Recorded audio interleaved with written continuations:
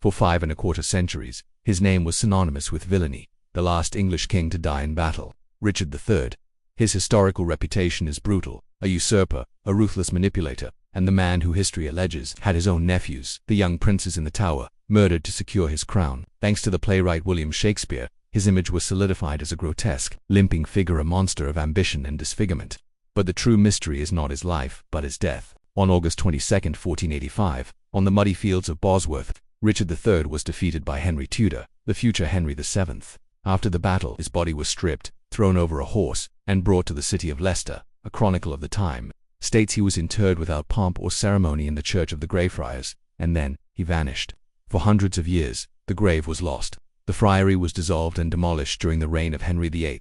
The land was sold, built over, and slowly, the physical memory of the king's final resting place disappeared under the layers of an expanding city. It became a forgotten corner of Leicester, a blank spot on the map, a modern-day social services parking lot.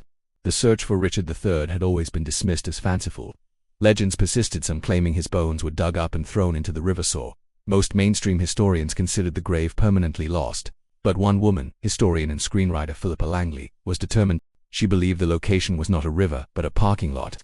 Her belief was founded on meticulous study of historical documents, primarily maps and records detailing the friary's original plot size and boundaries. She theorized that the king was buried in the choir of the church, a location befitting royalty, even if the burial itself was rushed. She had to convince archaeologists, the city council, and the University of Leicester. The funding was minimal, the skepticism immense. In August 2012, the project finally gained ground. The archaeological team, led by Richard Buckley, began the highly unlikely excavation. They used ground-penetrating radar and old blueprints to locate the Greyfriars Church, which was known to be just west of the current St. Martin's Cathedral. The first trenches were cut beneath the hard asphalt of the council car park. This was a high-risk gamble. They had only 3 weeks to find the remains, or the project would be declared a failure. Within a few days, they uncovered walls. Not medieval walls, but later, post-dissolution walls. They needed to go deeper. The next trenches were aimed at where the choir of the church would historically have been situated. On August 25th, the team hit pay dirt. They unearthed 2 parallel masonry walls, confirming the precise location of the Greyfriars Church nave.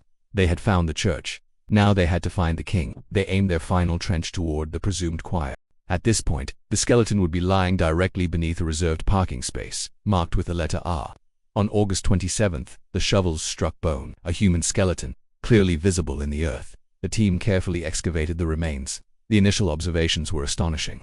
The male skeleton was lying in a small, awkwardly dug grave, too short for the body. There was no sign of a shroud or a coffin. This was a hurried, undignified burial. This fit the context of a battlefield loser.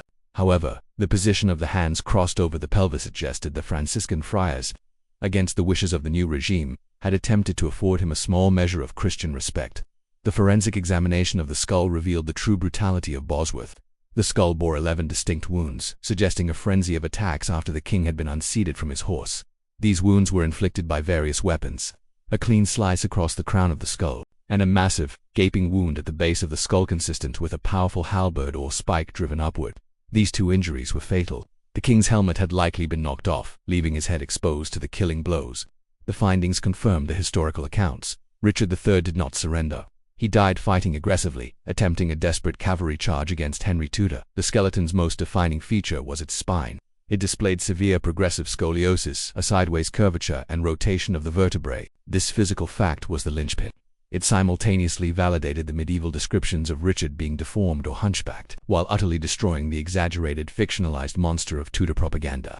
His curve was significant, but his right shoulder would have been slightly higher than his left. He would not have been a club-footed, limping caricature. The archaeological analysis didn't stop at the bones. Isotope analysis of the teeth and ribs provided a final, surprising clue about his lifestyle. The analysis showed a sharp change in diet in his final few years. The final months of his life showed a massive consumption of high-status food, large amounts of birds, swans, and fine cuts of meat. Furthermore, there was an extremely high signal for wine consumption. This was the diet of a privileged aristocrat and a king, right up until his death. The totality of the evidence was overwhelming. An English male, of the correct age, a victim of battle trauma, buried in the right place, and suffering from scoliosis. But to declare a king, science demanded DNA. The team shifted focus to the genetic cold case. Since Richard III had no surviving legitimate children, the search had to go through his sister, Anne of York. Genealogists painstakingly traced the female line, focusing on the mitochondrial DNA, which is passed down almost perfectly intact from mother to daughter. This was a massive effort spanning centuries and continents. Finally, they located two living maternal descendants. The key individual was Michael Ibsen, a Canadian-born furniture maker living in London. He was an 18th-generation nephew to Richard III. Michael Ibsen provided a swab sample. Simultaneously, DNA was extracted from the ancient bones found under the car park. The samples were cross-referenced, the three mitochondrial DNA sequences from the skeleton, Michael Ibsen, and the second living relative were compared. The results were announced on February 4, 2013, to a global audience. The chief archaeologist confirmed the finding beyond reasonable doubt. The remains were those of the last Plantagenet king of England. The mitochondrial DNA was an almost perfect match. Curiously, a check on the male Y chromosome DNA, passed from father to son, showed a slight mismatch with the skeleton's distant male line descendants. This suggests a break in the male line, a non-paternity event, or illegitimacy, somewhere in the 5 centuries of the family tree leading up to Richard III himself. However, the maternal mitochondrial DNA, the stronger identifier in this case, proved the historical link. The king was finally found. The parking space, marked reserved R, has since become a global landmark. The entire discovery was a vindication of historical research and scientific rigor over centuries of myth, legend, and purposeful propaganda. Richard III was the ultimate ghost of English history, found in the most mundane, overlooked urban setting possible. In March 2015, Richard III was finally given the dignity he was denied in 1485. After 5.5 centuries, the king was reinterred with full state honors at Leicester Cathedral.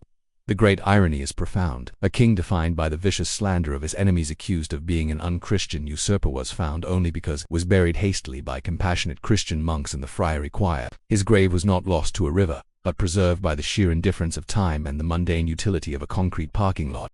A king's tomb, paved over and forgotten, only to be rediscovered by the dedication of one amateur historian and the precision of modern science. His story is a powerful lesson. History is not defined by the victor's propaganda, but by the physical truth waiting patiently beneath our feet. The parking lot is now a monument. The king, finally, is redeemed.